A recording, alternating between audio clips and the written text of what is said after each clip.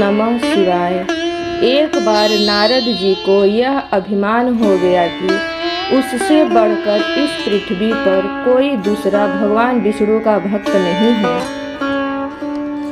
उनका व्यवहार भी इस भावना से प्रेरित होकर कुछ बदलने लगा। वे भगवान के गुणों का गान करने के साथ साथ अपने सेवा कार्यों का भी वर्णन करने लगे। भगवान से कोई बात छुपी थोड़े ही रहती है। उन्हें तुरंत इस बात का पता चल गया। वे अपने भक्त का पतन भला कैसे देख सकते हैं। इसलिए उन्होंने नारद को इस दुष्ट बेटी से बचाने का निर्णय किया। एक दिन नारद जी और भगवान विष्णु साथ साथ वन में जा रहे थे। अचानक विष्णु जी एक वृक्ष के नीचे थक कर बैठ गए और बोले, भाई नारद जी, हम तो थक गए हैं, प्यास भी लगी है, कहीं से पानी मिल जाए तो लाओ। हमसे तो प्यास के मारे अब चला नहीं जा रहा है, हमारा गला भी सूख रहा है। यह सुनकर नारद जी तुरंत सावधान हो गए। उनके होते हुए भगवान भला प्यासे कैसे रह सकते हैं। वे बोले, भगवान अभी लाया, आप थोड़ी देर प्रतीक्षा करें। नारद जी एक ओर दौड़ लिए। उनके जाते ही भगवान विष्णु मुस्कुराए और अपनी माया से नारद जी को सत्य के मार्ग पर लाने का आदेश दिया। माया शुरू हो गई। नारद जी थोड़ी ही दूर गए होंगे कि उन्हें एक गांव दिखाई पड़ा, जिसके बाहर कुएं पर कुछ युवा स्त्रियां पानी भर रही थी। कुएं के पास जब वे पहुंचे तो एक कन्या को देखकर अपनी शुद्ध बुद्ध खो बैठे। बस उसे ही निहारने लगे। वह यह भूल गए कि भगवान के लिए पानी लेने आए थे। कन्या भी नारद जी की भावना समझ गई। वह जल्दी जल्दी जल से घड़ा भरकर अपनी सहेलियों को पीछे छोड़कर घर की ओर लपटी। नारद जी भी उसके पीछे पीछे चल दिए। कन्या तो घर के अंदर चली गई, लेकिन नारद जी ने द्वार पर खड़े होकर नारायण नारायण का अलख जगाया। ये स्वामी नारायण का नाम सुनकर बाहर आया। उसने नारद जी को तुरंत पहचान लिया। अत्यंत विनम्रता और आदर के साथ वह नारद जी को घर के अंदर ले गया और उनके हाथ पैर धोकर स्वच्छ आसन पर बैठाया। तब उनकी सेवा सत्कार में कोई कमी न छोड़ी।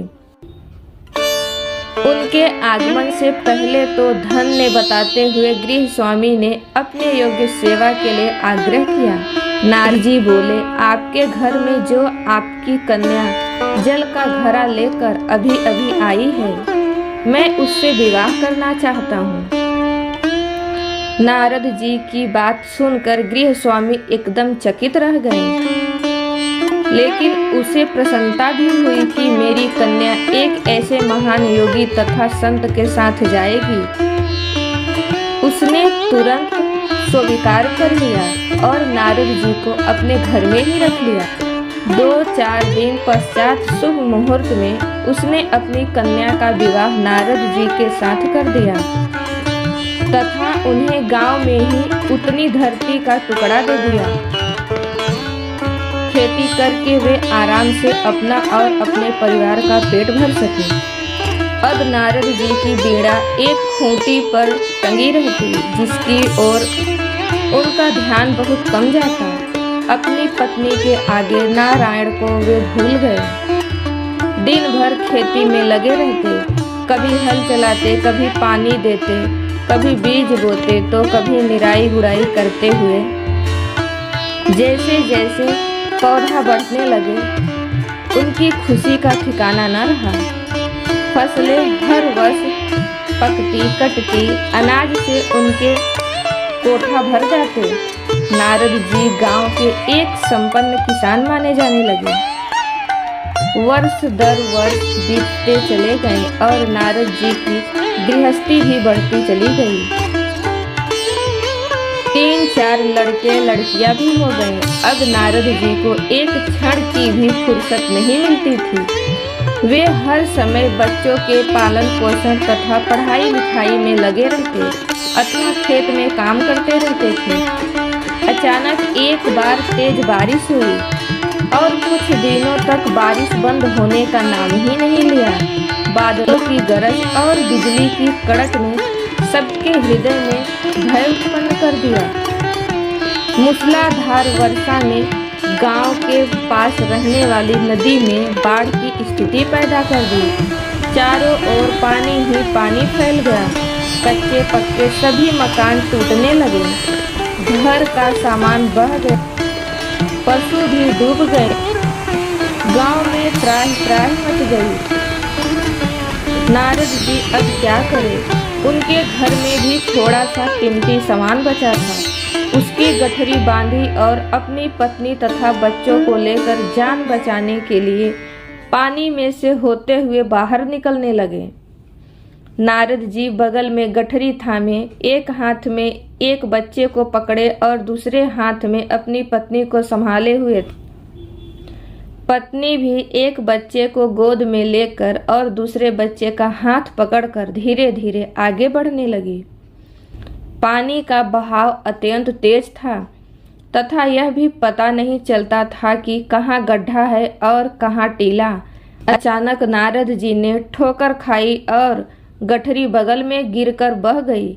नारद जी गठरी कैसे पकड़ते? दोनों हाथ तो घिरे थे। मन मसोस कर सोचा फिर कमा लेंगे। कुछ दूर जाने पर पत्नी एक गड्ढे में गिर पड़ी और गोद का बच्चा छूटकर बह गया। पत्नी बहुत रोई, लेकिन क्या हो सकता था। धीरे धीरे और 2 बच्चे भी पानी में बह गए। उन्होंने बहुत कोशिश की बचाने की, लेकिन कुछ न हो सका। दोनों पति पत्नी बड़े दुखी, रोते कलपते, एक दूसरे को सांत्वना देते कोई ऊंची जगह ढूंढते रहते। एक जगह आगे चलकर दोनों एक गड्ढे में समा गए। नारद जी तो किसी प्रकार गड्ढे से बाहर निकल आए, मगर उनकी पत्नी का पता कहीं भी न चला। कुछ देर नारद जी ने उसे इधर उधर दूर दूर तक ढूंढते रहे, लेकिन व्यर्थ। हृदय पत्नी और बच्चों को याद करके फटा जा रहा था। उनकी तो गृहस्थी उजड़ गई। बेचारे क्या करे, किसे कोसे, अपने भाग्य को या भगवान को। भगवान का ध्यान आते ही नारद जी के मस्तिष्क में प्रकाश फैल गया और पुरानी सारी बातें याद आ गई कि वे किस लिए आए थे और कहाँ आ गए। ओहो, भगवान विष्णु तो उनकी प्रतीक्षा कर रहे होंगे। वे तो उनके लिए जल लेने आए थे और यहाँ गृहस्थी बसाकर बैठ गए। वर्षों बीत गए गृहस्थी को बसने में और फिर से सब नष्ट हो गया। क्या भगवान अब भी मेरी प्रतीक्षा में उसी वृक्ष के नीचे बैठे होंगे? यह सोचते ही बाढ़ नदारद हो गई। गांव अंतर्ध्यान हो गया। वे तो घने एक जंगल में खड़े थे। नारद जी पछताते और शर्माते हुए दौड़े। देखा कुछ ही दूर पर उसी वृक्ष के नीचे भगवान लेटे हैं। नारद जी को देखते ही उठ बैठे और बोले, अरे भाई नारद, कहाँ चले गए थे? बड़ी देर लगा दी। पानी लाए या नहीं? नारद जी भगवान के चरण पकड़कर बैठ गए और आंसू बहाने लगे। उनके मुंह से एक बोल भी नहीं फटा। भगवान मुस्कुराए और बोले, तुम अभी तो गए थे, कुछ अधिक देर थोड़ी ही हुई है। लेकिन नारद जी को लगा था कि वर्षों बीत गए। अब उनकी समझ में आया यह सब भगवान की माया थी, जो उनके अभिमान को चूर चूर करने के लिए पैदा हुई थी। वे सोचने लगे, उन्हें बड़ा घमंड था कि उनसे बढ़कर त्रिलोक में कोई दूसरा भक्त नहीं है। लेकिन एक स्त्री को देखकर वे भगवान को भूल गए। उसको पछतावा होने लगा और उनका घमंड जरा सी देर में ढेर हो गई।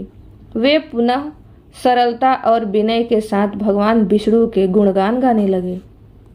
दोस्तों, ये जानकारी आपको कैसा लगा? अगर अच्छा लगा है तो वीडियो को लाइक, चैनल को सब्सक्राइब और कमेंट बॉक्स में जय श्री हरि जरूर लिखें।